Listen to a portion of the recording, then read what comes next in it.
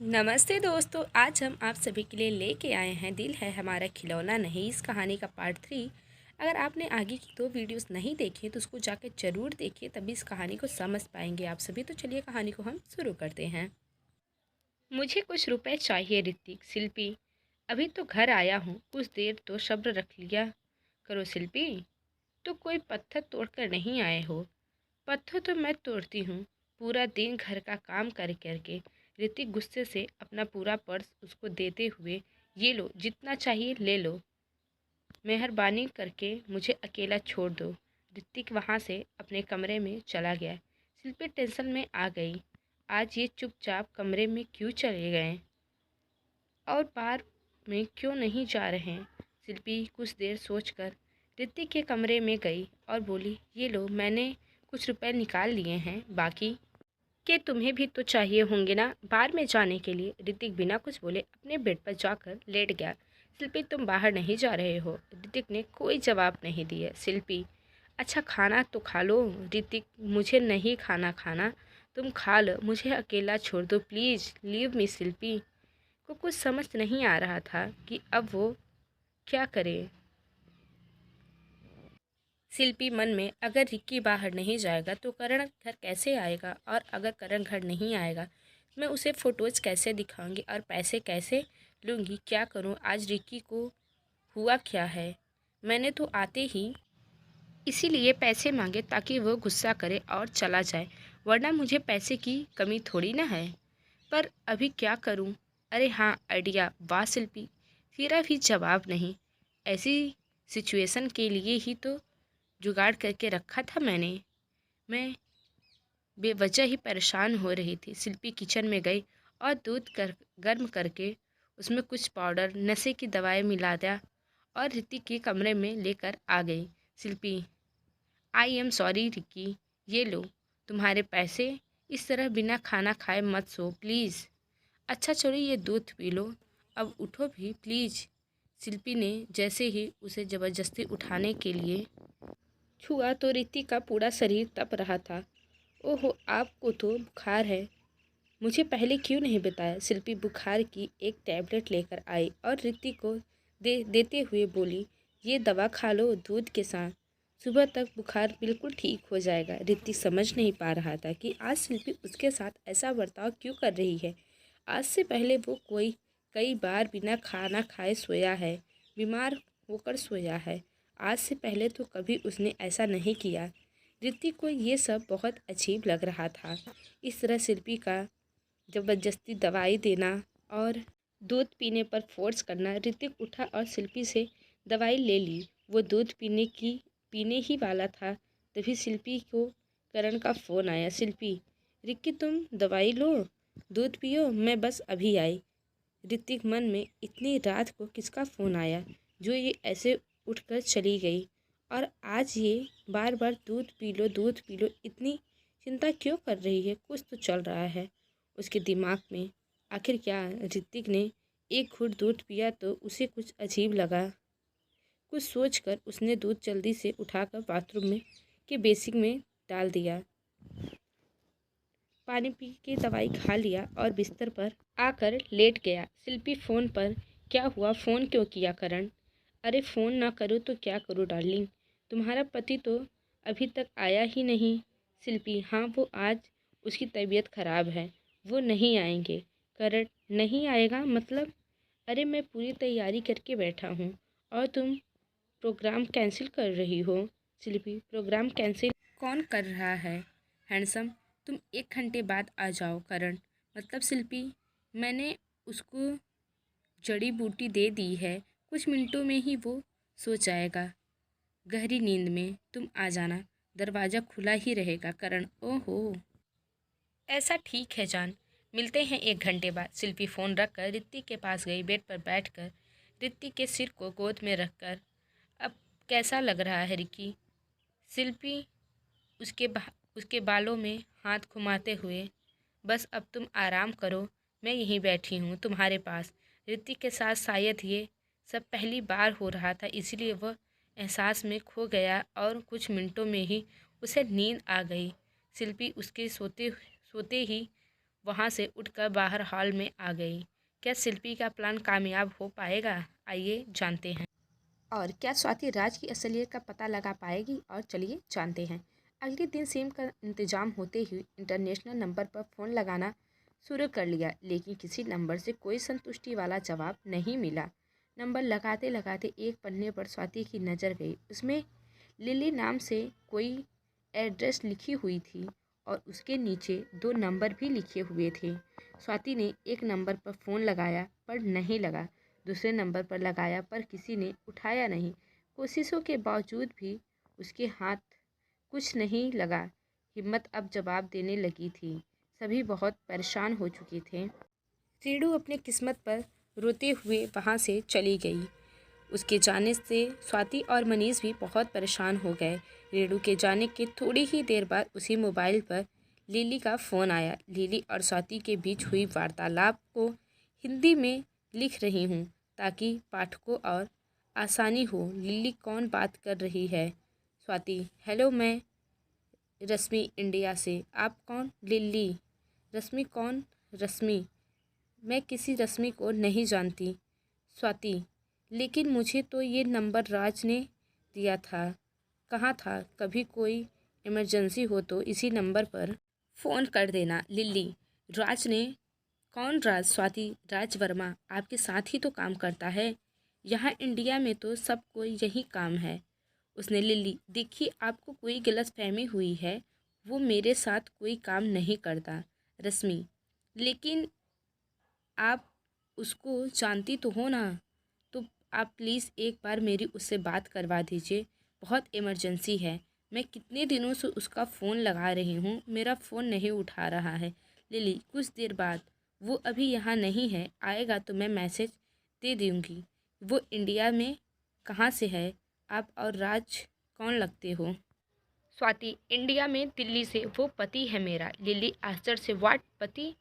तो स्वाति, हाँ, इतना आश्चर्य होने वाली कौन सी बात है? 2 साल हो गए हमारे शादी को। लिली हैरान होते हुए, 2 साल? हाँ, राज ने बताया नहीं आपको? लिली, हाँ हाँ, वो पता है, वो आएगा तो फ़ोन करवा दूंगी। Okay bye. लिली ने ऐसा कहकर फ़ोन रख दिया और गुस्से में से आग बबूला होकर राज के पास गई, जो दूसरे कमरे में सो रहा था। स्वाति, मनीष, लगता है ये वही लड़की है। मनीष, तुम इतने कॉन्फिडेंस से कैसे कह सकती हो?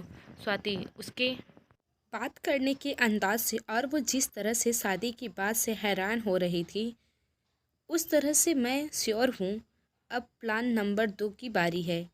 इसका इंतजाम कर दिया ना तुमने मनीष? हाँ डियर, अब तुम सही हो तो राज ज़रूर पता ही चलते ही रेणु या फिर उसके पेरेंट्स को फ़ोन ज़रूर करेगा। वहाँ से हमें क्लू मिल जाएगा। तभी मनीष को ऋतिक का फ़ोन आया। ऋतिक, हेलो मनीष, कहाँ है? यार तू मनीष, मैं कहाँ होऊंगा यार, अपने घर हूँ। ऋतिक, सुन, मैं वहाँ आ रहा हूँ, लेकिन मैं अभी घर नहीं जा रहा हूँ, तुमसे मिलना है। तू मेरे वहाँ रुकने के लिए कोई होटल बुक करवा सकता है क्या? मनीष घबरा कर, हाँ, यहाँ आ रहा है। अचानक क्या हुआ? सब ठीक तो है? ऋतिक, वो सब मिलकर बताऊंगा, तू ही कोई कमरा बुक कर दे। यार मनीष, लेकिन ऋतिक, घर के होते हुए तू होटल में क्यों? बात क्या है यार? ऋतिक, फ़ोन पर कुछ नहीं बता सकता, बस तेरे अलावा फ़िलहाल किसी को कुछ बताना मत। मैं शाम तक वहाँ पहुँचूँगा, तू बस प्लीज़ रहने का इंतज़ाम करवा दे। मनीष, ठीक है, मैं कर दूँगा और तुझे लेने भी आ जाऊँगा। तू पहुँच कर मुझे फ़ोन करना। ऋतिक, ओके, थैंक्स यार, बाय। फ़ोन कट होते ही स्वाति घबरा कर, क्या हुआ ऋतिक को? सब ठीक तो है?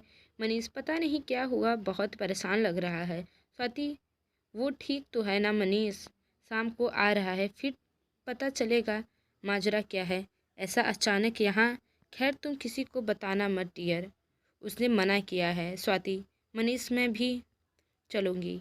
मनीष, लेकिन वो तुम्हारे सामने कुछ नहीं बताएगा और गुस्सा भी करेगा कि तुम्हें क्यों लाया साथ में। स्वाति, तुम मत लेकर चलना, बस जहाँ जाओ मुझे बताकर जाना, मैं खुद आऊँगी और उसे पता नहीं नहीं चलने देंगे प्लीज़ डियर मनीष। ओके। वहीं दूसरी ओर अमेरिका में लिली। राज उठो, जल्दी उठो राज। क्या हुआ लिली? लिली, राज ये रश्मि कौन है? राज आंखें मलते हुए, मुझे क्या पता कौन है? लिली, अच्छा अब तुम्हें तुम्हारी पत्नी का भी नाम याद नहीं? राज आश्चर्य से, पत्नी? पत्नी कौन लिली? राज ये सब नाटक मेरे सामने मत करो, सच सच बताओ कौन है ये रश्मि? राज सोचते हुए, मुझे नहीं पता सच में लिली।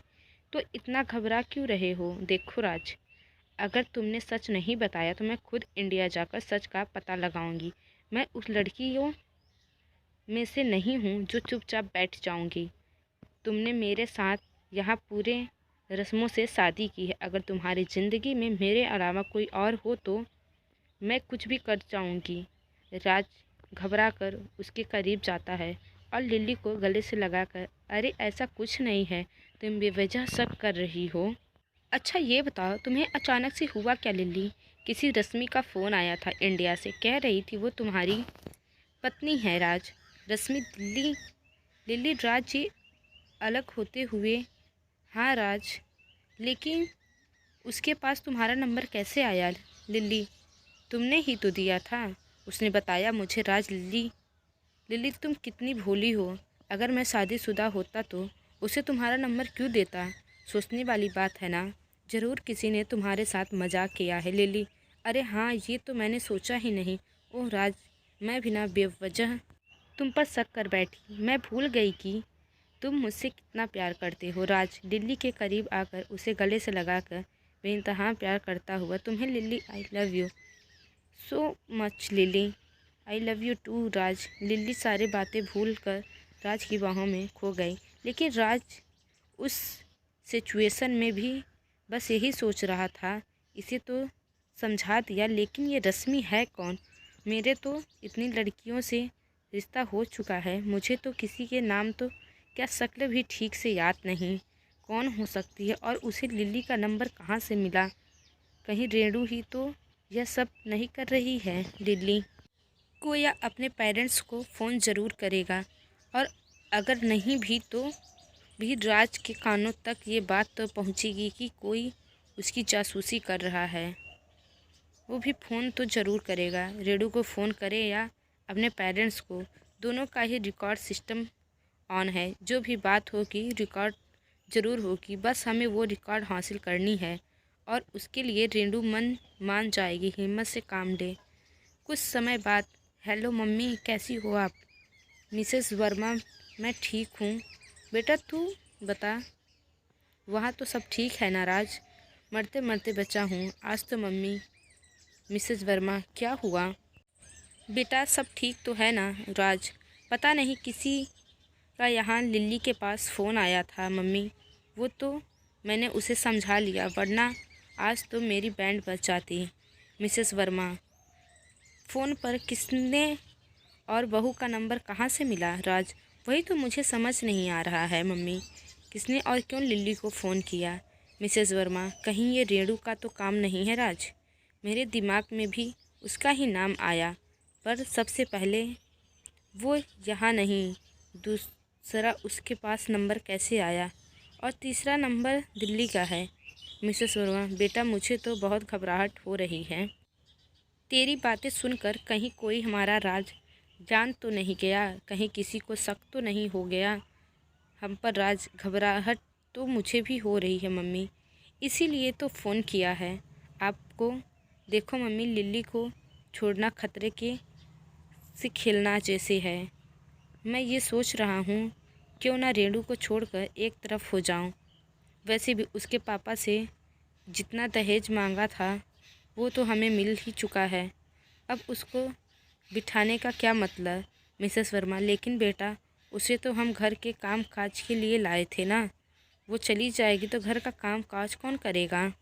वही तो मैं भी सोच रहा मम्मी, तभी तो आपके सलाह से ले रहा हूँ कि अब हमें क्या करना चाहिए। मिसेस वर्मा, ठीक है, मैं तेरे पापा से बात करके बताती हूँ, कोई रास्ता ढूंढते हैं। राज, ठीक है मम्मी, अभी रखता हूँ। मिसेस वर्मा ने घबराते हुए अपने पति को राज की बताई हुई सारी बातें बताई।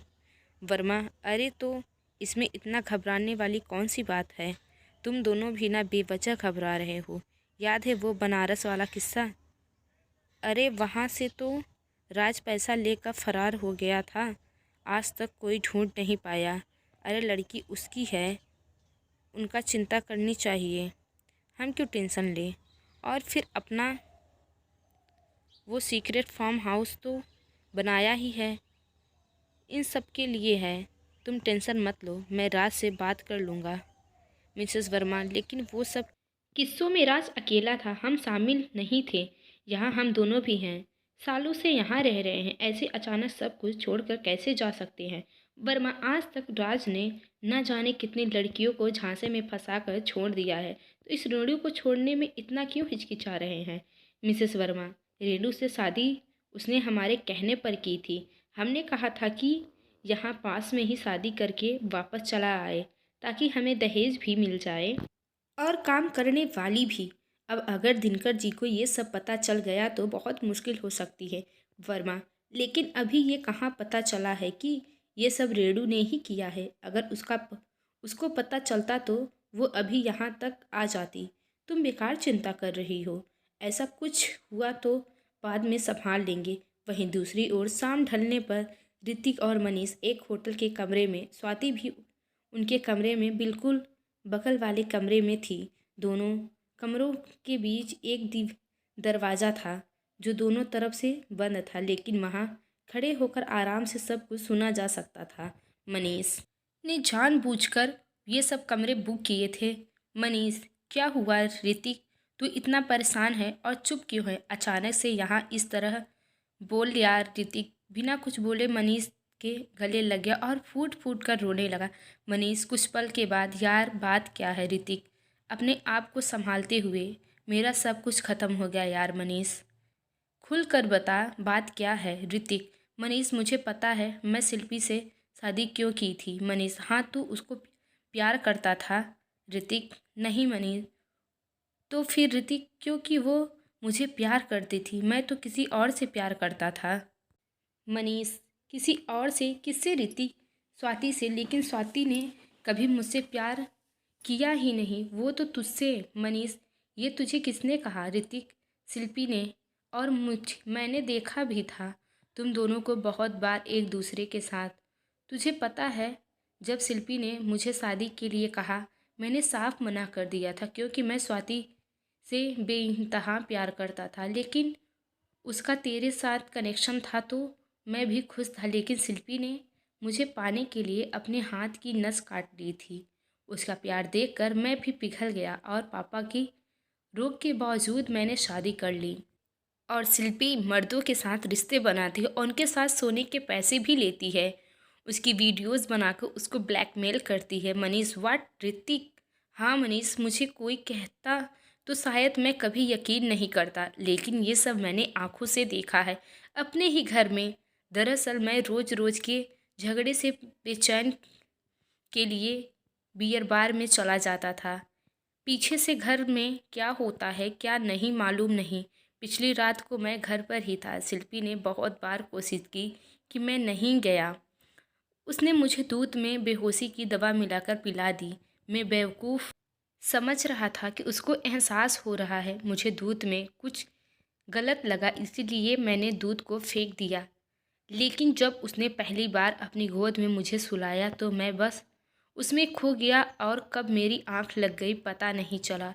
उसे लगा होगा शायद मैं बेहोश हो गया हूँ, इसलिए उसने एक बंदे को घर पे बुलाया और कुछ आवाज़ की वजह से मेरी आंख खुल गई। मैं उठकर हॉल में गया तो देखा कि शिल्पी अधनग्न हाल में थी और वो बंदा नंगे हाल में शिल्पी उसको कह रही थी, अब तुम्हारे पास कोई रास्ता नहीं है करण, कल तक मुझे मेरे पैसे मिल जाने चाहिए, वरना मैं ये वीडियो वायरल कर दूंगी। और वायरल होने में चंद सेकंड ही बस लगेंगे।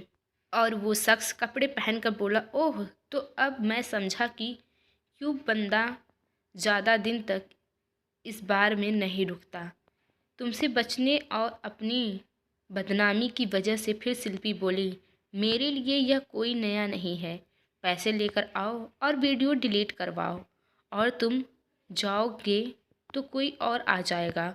वो बंदा उसी बार में काम करता था जहाँ मैं जाता था। मैं सारा माजरा समझ गया। जब भी मैं बेहोशी की हालत में वहाँ के शख्स के साथ घर आता तो शिल्पी उसके साथ और फिर उसकी वीडियोस बनाकर ब्लैकमेल। मेरे पैरों तले ज़मीन खिसक गई थी और मुझे कुछ समझ नहीं आ रहा था।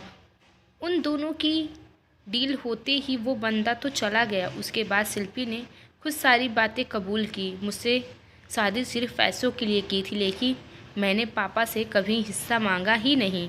तो पैसे कहाँ से देता मनीष? पैसे दे भी देता तो भी शिल्पी से ये सब ही करने वाली थी। ऋतिक, क्या मतलब मनीष? मतलब ये कि मैं शिल्पी के बारे में पहले से ही बहुत कुछ सुन चुका था, लेकिन मेरे पास कोई सबूत नहीं था। मैंने तुझे रोका भी था। मेरे ही कहने पे अंकल ने तुझे मना किया था। मुझे लगा तू उनकी बात मानेगा, पर तू उस वक्त खैर जाने दे। अब जो हो गया सो हो गया। ये बता अभी शिल्पी कहाँ है? ऋतिक, मैंने उसे छोड़ दिया। उससे हर रिश्ता ख़त्म करके आया हूँ। मेरा अब उससे कोई वास्ता नहीं है। मेरी किस्मत ही ख़राब है यार। जिससे प्यार किया। मनीष बीच में बोलते हुए, एक मिनट ऋतिक, इससे पहले कि तू कुछ और बोले मैं एक बात क्लियर कर देता हूँ। मेरी और स्वाति के बीच कुछ नहीं है। हम सिर्फ बहुत अच्छे दोस्त हैं, क्योंकि स्वाति भी किसी और से प्यार करती है, मुझसे नहीं। और कॉलेज के दिनों से करती है। ऋतिक, किसी और से? तो उसने अब तक शादी क्यों नहीं की मनीष? क्योंकि उस लड़के ने कहीं और अपना घर बसा लिया था। अगर वो मेरे साथ प्यार में होती तो अब तक हम एक हो चुके होते। ये बात मैंने बहुत बार तुझसे बतानी चाहिए, पर तूने कभी मानी ही नहीं, सुनी ही नहीं। ऋतिक, ओह कौन था वो लड़का? मनीष, जानना चाहता है तो खुद स्वाति से पूछ ले। दरवाजे की दूसरी ओर स्वाति ने जब ये सब सुना कि शिल्पी ने ऋतिक को धोखा दिया, तब से ही वो रो रही थी और अपने बिस्तर पे बैठी बस ऋतिक के लिए दुखी हो रही थी। ऋतिक, स्वाति ने, मनीष, हाँ चल मेरे साथ। मनीष ने ऋतिक का हाथ पकड़ा और स्वाति के कमरे तक ले गया। मनीष ने दरवाज़ा बजाया। स्वाति ने अपने आप को संभालते हुए दरवाज़ा खोला। वो दोनों भीतर गए। मनीष ये देख रहा था कि ऋतिक, इसकी खुरची हुई आंखों में बहते हुए आंसू।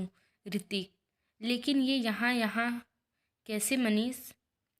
अभी भी तुझे समझाना पड़ेगा। ऋतिक, स्वाति, तुम मनीष, मेरी गाड़ी तुम पर ही अटकी रहेगी। पागल, ये तुझसे प्यार करती है कॉलेज के समय से। उस शिल्पी ने ना जाने तेरे दिमाग में क्या कचरा डाल दिया था। ये आज मेरे साथ यहाँ आई है। जब तेरा फ़ोन आया तब स्वाति वहीं थी। जैसे ही उसे पता लगा कि तू परेशान है तो यहाँ आने की जिद करने लगी। अब अगर तेरे दिमाग में ये चल रहा है कि स्वाति मेरे घर क्यों, तो उसका जवाब भी है। वो मेरे घर रेणु की वजह से आई थी और इसने रेणु और अंकल के लिए जो जो स्वाति ने झट से मनीष के होठों पर हाथ रख दिया। कहा, तुम्हें मेरी कसम मनीष, प्लीज़ मनीष। ठीक है, नहीं कहता, लेकिन इतना ज़रूर कहूँगा ऋतिक, तेरा प्यार स्वाति थी और है। ऋतिक ने स्वाति के पास जाकर उसको गले से लगा लिया और कहा, आई एम सॉरी स्वाति, मैं भी तुमसे बहुत प्यार करता हूँ, पर मुझे लगा कि तुम मनीष ही, इसलिए तुम्हारी खुशी के लिए मुझे तुमसे दूर हो गया। लेकिन एक पल भी मैं तुम्हें भूल नहीं पाया। मुझे माफ़ कर दो यार। स्वाति को तो जैसे पूरे जहाँ की खुशी मिल गई हो। वो बस ऋतिक की बाहों में खो गई। तभी स्वाति के फ़ोन पर रेणु का फ़ोन आया। स्वाति ने फ़ोन उठाया तो सामने से दिनकर की आवाज़ थी। स्वाति, हेलो दिनकर। हेलो स्वाति बेटा, कहाँ हो तुम? और ये मनीष कहाँ है? उसे फ़ोन लगा रहा हूँ, स्विच ऑफ आ रहा है। स्वाति, अंकल वो मेरे साथ ही है, कहिए क्या बात है? दिनकर, बेटा रेणु कब से कमरे में गई है, मुझसे कहा था, थकी हूँ, आराम कर रही हूँ। अपना बैग और फ़ोन भी बाहर छोड़ दिया है। अभी उठाने गया तो दरवाज़ा अंदर से बंद है। बहुत बार बजाया पर खोल नहीं रही है। मुझे भी अभी बहुत घबराहट हो रही है। तुम लोग जल्दी से आ जाओ। स्वाति, हाँ अंकल, हम अभी आते हैं, आप टेंशन मत लीजिए। स्वाति फ़ोन रखते ही तुरंत ऋतिक और मनीष के साथ चली गई। रास्ते में मनीष ने ऋतिक को रेणु के फिर बीती सारी बातें बता दी। तीनों घर पहुंचते ही बड़ी मुश्किलों से दरवाज़ा खोला तो दिनकर ऋतिक को देखकर हैरान हो गया। लेकिन उस वक्त हालात सवाल पूछने के नहीं थे। भीतर देखा तो रेणु अपने बेड पर बेहोश थी हालात में थी। उसे देखकर लग रहा था कि शायद उसने कोई जहरीला पदार्थ या हानिकारक चीज़ खा ली है। मनीष ने तुरंत एम्बुलेंस को फ़ोन किया। ऋतिक उसे गोद में उठाकर बाहर की ओर दौड़ा। एम्बुलेंस के आते ही ऋतिक रेणु के साथ उसमें बैठ गया। दिनकर, स्वाति और मनीष दूसरे साधन से हॉस्पिटल पहुंचे। शुरुआती जांच में रेणु की कंडीशन बहुत सीरियस थी, लेकिन बेहतर उपचार से उसकी स्थिति में सुधार आया। डॉक्टर फिनाइल पिया गया है। अभी हालात ठीक है, लेकिन अभी वो बेहोश है। कुछ घंटे लगेंगे होश में आने के लिए। रेणु की हालत से सभी बहुत परेशान हो गए थे। हॉस्पिटल में सभी एक दूसरे को ढाढ़स बांध रहे थे। वहीं दूसरी ओर लिली ने उस वक्त राज से बहस नहीं की, लेकिन स्वाति के फ़ोन ने उसे उलझन में डाल दिया था। इसीलिए उसने विलियम्स को राज की जासूसी करने के लिए दिया था। लिली को हिंदी अच्छे से समझ नहीं आती थी, इसलिए उसने विलियम्स को मोटी रकम देकर राज को आने वाले हर फ़ोन को निगरानी में रखने के लिए कहा था। विलियम्स ने राज और उसकी मम्मी के बीच हुई सारी डिटेल्स को दे दी, जिसमें लिली के सामने राज और रेणु का रिश्ता साफ जाहिर हो गया था। लिली ने विलियम्स के साथ मिलकर राज के खिलाफ पुख्ता सबूत इकट्ठे कर लिए। अब समय था राज को सबक सिखाने का। लिली ने धोखाधड़ी और चालबाजी का आरोप लगाकर अमेरिका पुलिस की मदद से राज को गिरफ्तार करवा लिया। वहाँ की पुलिस का टॉर्चर राज ज़्यादा समय तक सह नहीं सकता, सब कुछ कबूल कर लिया। अमेरिकन पुलिस ने भारतीय पुलिस की मदद से राज के सारे चिट्ठे खोलने में जुट गए। हॉस्पिटल में पुलिस अब सभी मिस्टर राज वर्मा को जानते हैं। ऋतिक, हाँ सर, क्या हुआ? पुलिस, उनको अमेरिका में जालसाजी और धोखाधड़ी के इल्ज़ाम में गिरफ्तार किया गया है। आपका उनसे क्या रिश्ता है? स्वाति, उसने मेरी सहेली के साथ भी धोखा किया है सर।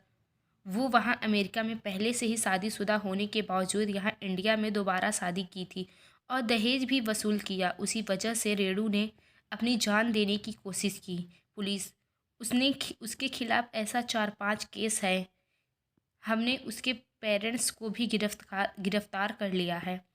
आप में से किसी को हमारे साथ थाने चलना होगा। मनीष, मैं चलता हूँ सर, मुझे सारी डिटेल मालूम है। मैं उसका मुंह बोला भाई हूँ। पुलिस, ठीक है चलिए। मनीष पुलिस के साथ चला गया।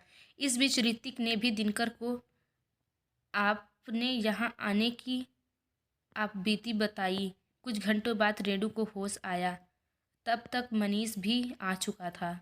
कुछ समय बाद रेणु ठीक हुई। उसे सारी हकीकत बताई गई। स्वाति ने एक फ़ोन की वजह से आज राज सलाखों के पीछे है। लिली की सूझबूझ और राज की बेपरवाही आज सबके सामने थी। रेणु ने अपना प्यार पहले ही खो दिया था, लेकिन राज उस प्यार के लायक भी नहीं था।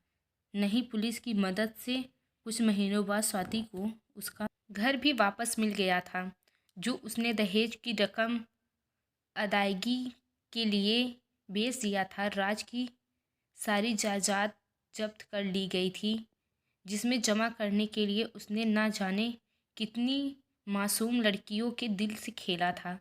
ऋतिक ने वो घर से खरीद कर स्वाति को अपने प्यार का तोहफा दिया। रेणु आज खुश है। स्वाति के लिए, ऋतिक के लिए और अपने पापा के लिए, खुद के लिए। Thank you for watching. Please like and subscribe my channel. अगर आपको हमारी वीडियो अच्छी लगी तो हमारे चैनल को ज़रूर सब्सक्राइब करिए। धन्यवाद। इसी तरह से वीडियो देखने के लिए हमारे चैनल से जुड़े रहिए।